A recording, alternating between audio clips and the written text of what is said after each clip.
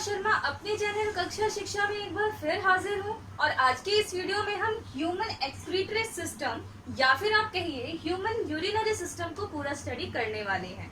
उससे पहले अगर आपने मेरे चैनल को अभी तक सब्सक्राइब नहीं किया है तो आप बेल बटन को प्रेस करके मेरे चैनल को सब्सक्राइब कर सकते हैं।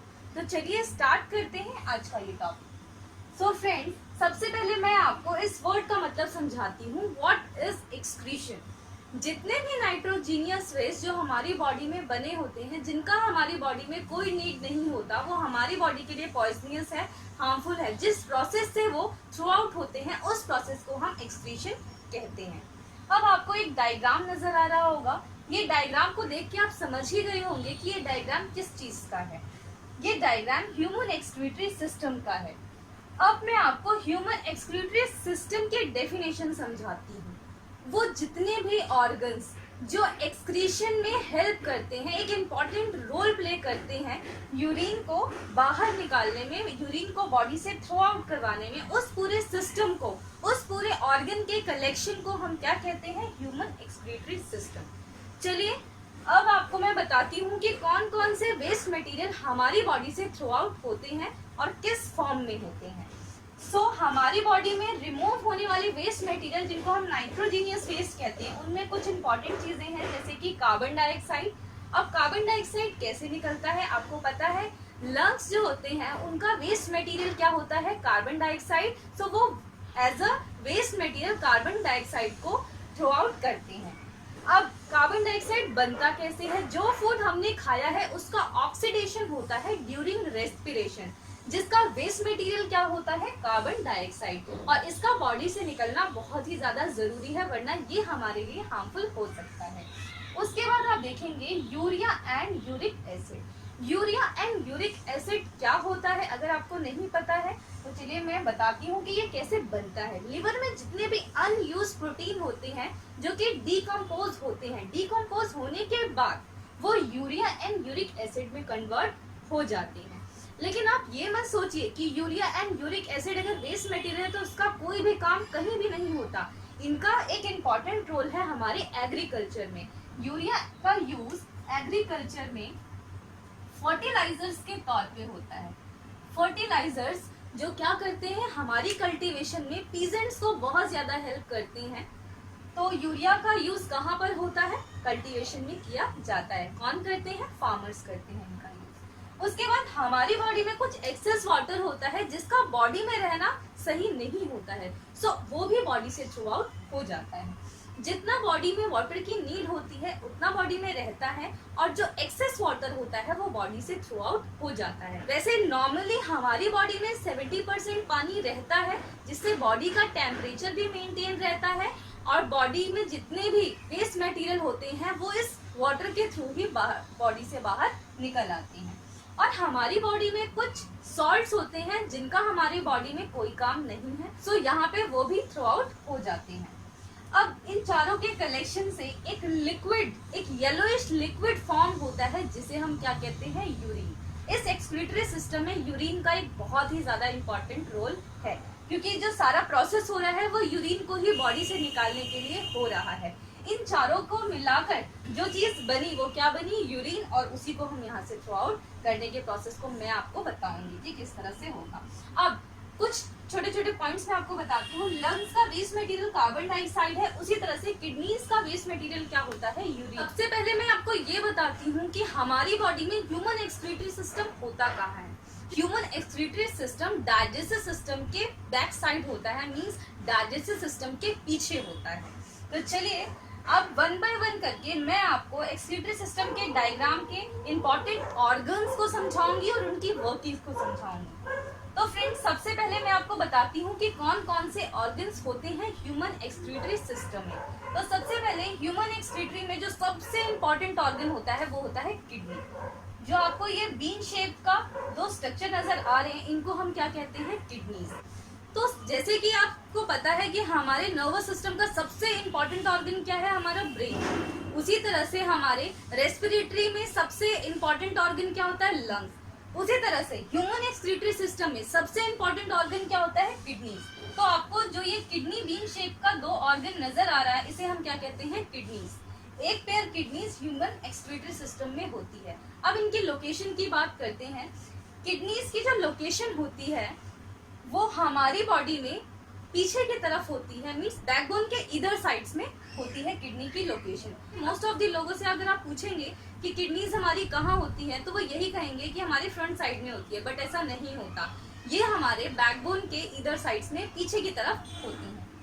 आप देख रहे होंगे कि मैंने किडनी का डायग्राम बनाया है, एक थोड़ा ऊपर की तरफ बनाया है, थोड़ा नीचे की तरफ बनाया है। आप सोच रहे होंगे कि मैंने ये डायग्राम गलत बनाया, पर ऐसा नहीं है। इनकी हमारी बॉडी में एक किडनी की लोकेशन थोड़ी अपवर्ड साइड होती है और दूसरी किडनी की लोकेशन थोड़ी सी डाउनवर्ड साइड होती है। सो इस स्ट्रक्चर को मैंने इसीलिए एक को ऊपर बनाया है किडनी को, और एक किडनी को मैंने नीचे की साइड बनाया है। अब आप देख रहे होंगे कि ये दो ट्यूब्स आपको नजर आ रही होंगी, पैरेलल एडजेसेंट है ये दोनों ट्यूब। एक ट्यूब को मैं ऑर्टा आर्टरी कहती हूँ एंड दूसरी ट्यूब को मैं इंफीरियर वेना केवा कहती हूँ। उसके बाद आपको ये दो पतली पतली ट्यूब्स नजर आ रही होगी, इसे हम क्या कहते हैं, यूरेटर। उसके बाद एक बैग लाइक स्ट्रक्चर आपको नजर आ रहा होगा, इसे हम क्या कहते हैं, यूरिनरी ब्लेडर। उसके बाद एंड में आपको दिख रहा होगा कि यूरिनरी ब्लेडर एक छोटे से पॉइंट पे टर्मिनेट हो रहा है, उसे हम क्या कहते हैं, यूरेका। ये जो स्ट्रक्चर है आप देखेंगे तो यहाँ पे कुछ कुछ चीजें पेयर में है, सिंगल नहीं है। जैसे कि ये किडनीज है हमारी, ये सिंगल नहीं है, ये एक पेयर में है। जैसे ये यूरेटर है, ये भी एक पेयर में है। आप देखेंगे यहाँ पे रेनल आर्टरी है, ये पतली सी ट्यूब आपको नजर आ रही है, इसे हम रेनल आर्टरी कहते हैं और इसे हम रेनल वीन कहते हैं। ये भी दोनों पेयर में ही है, इस तरफ भी होती है और इस तरफ भी होती है। रेनल आर्टरी को हम किडनी आर्टरी भी कहते हैं एंड रेनल वीन्स को हम किडनी वीन्स भी कहते हैं। चलिए अब इसके प्रोसेस को समझते हैं। तो आपको ये रेड कलर की ट्यूब नजर आ रही होगी जिसको हम ऑर्टा आर्टरी कहते हैं, और इसमें जो ब्लड आता है वो कैसा होता है, डर्टी ब्लड होता है। सो आप सोच रहे होंगे कि ऑर्टा में डर्टी ब्लड कैसा है। देखिए, ऑर्टा में वैसे तो ऑक्सीजनेटेड ब्लड आता है, लेकिन इसका मतलब ये नहीं है ऑक्सीजनेटेड होने का कि वो ब्लड बिल्कुल ही प्योर होगा। उस ब्लड में कुछ इम्प्योरिटीज होती हैं जिनको क्लीन करना बहुत ज्यादा जरूरी होता है। तो जो डर्टी ब्लड होता है इस ऑर्टा आर्टरी से कहाँ पर आते हैं, रेनल आर्टरी में, या फिर हम इसको किडनी आर्टरी भी कहते हैं। अब वो डर्टी ब्लड यहाँ से जाएगा एंड देन आपको ये एक स्ट्रक्चर सा नजर आ रहा है, इसे हम कहते हैं ब्लड कैपिलरीज। आपको पता है क्लस्टर होता है थिन वॉल्ड ब्लड कैपिलरीज का, जो क्या करता है, इनको सेपरेट करेगा, डर्टी ब्लड को और क्लीन ब्लड को सेपरेट करने का काम करता है, और यहीं पे डिफ्यूजन का प्रोसेस होता है। इसके बाद आपको एक यहाँ पे ब्लू कलर की ट्यूब नजर आ रही है, इसे हम रेनल वीन कहते हैं या फिर इसे हम किडनी वीन भी कहते हैं। यहाँ से जो हमारा क्लीन ब्लड होगा वो इंफीरियर वेना केवा से बॉडी के अंदर चला जाएगा। अब आप देख रहे होंगे कि मैंने इन दोनों किडनीज का जो स्ट्रक्चर है वो थोड़ा सा डिफरेंट बनाया है। वो ये दोनों सेम ही होते हैं, बट मैंने आपको इजी वे में समझाने के लिए इस स्ट्रक्चर को थोड़ा सा बेसिक बनाया है ताकि इजीली समझ में आ जाए। अब आप देखेंगे इस तरह से बहुत सारे स्ट्रक्चर्स होते हैं हमारे एक किडनी के अंदर। इस स्ट्रक्चर को हम नेफ्रॉन कहते हैं। अब नेफ्रॉन क्या होता है, एक किडनी के अंदर मिलियंस ऑफ नेफ्रॉन्स होते हैं जो फिल्ट्रेशन का काम करते हैं। नेफ्रॉन बेसिक फिल्ट्रेशन यूनिट होती है किडनी की, जो ये फिल्ट्रेशन का काम करती है, और यहाँ पे जितना भी लिक्विड होता है उसको क्लीन करने का काम नेफ्रॉन ही करती है। उसके बाद जो यहाँ से डर्टी ब्लड निकला होगा, जो यहाँ से क्लीन ब्लड तो चला गया इंफीरियर वेना केवा से, उसके बाद जो ब्लड बच जाता है जो कि कैसा है, इम्प्योर है, वो कहाँ आता है, इस यूरेटर के थ्रू आता है। अब आप समझिए यूरेटर क्या होता है। एक पेयर यूरेटर होता है हमारे ह्यूमन एक्सक्रीटरी सिस्टम के अंदर। ये क्या काम करता है, ये किडनीज एंड ब्लैडर को कनेक्ट करने का काम करता है। जो इम्प्योर ब्लड होगा वो कहाँ पे आ जाएगा, ब्लैडर के अंदर आ जाएगा, किसके थ्रू, इस यूरेटर के थ्रू यहाँ पर आ जाएगा। अब ब्लैडर क्या होता है, यूरिनरी ब्लैडर एक मस्कुलर ऑर्गन होता है जो कि यूरिन को स्टोर करके रखता है। ये यूरिन को तब तक स्टोर करके रखता है जब तक कि नर्वस सिस्टम अलाउ नहीं करता।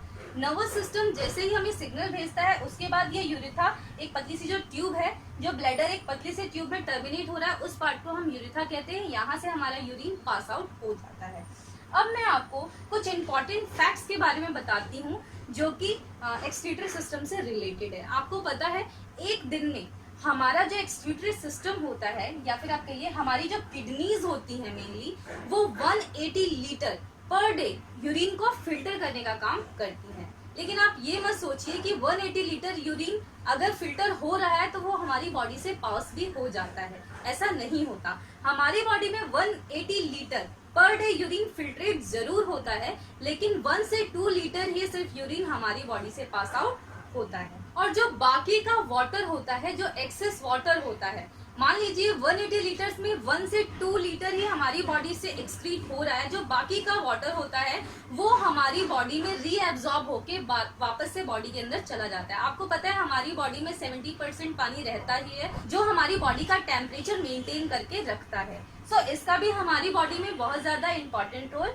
होता है। सो फ्रेंड्स, मैं आखिर में आपसे यही कहूंगी कि एक दिन में ज्यादा से ज्यादा आप पानी को पिए, जिससे कि हमारी किडनीज क्लीन रहे। अगर हमारी किडनीज क्लीन नहीं रहती हैं तो किडनी स्टोन जैसी जो डिजीजेज होती हैं वो लोगों को हो जाती हैं, जिससे कि हमें बहुत सारी प्रॉब्लम फेस करनी पड़ जाती हैं।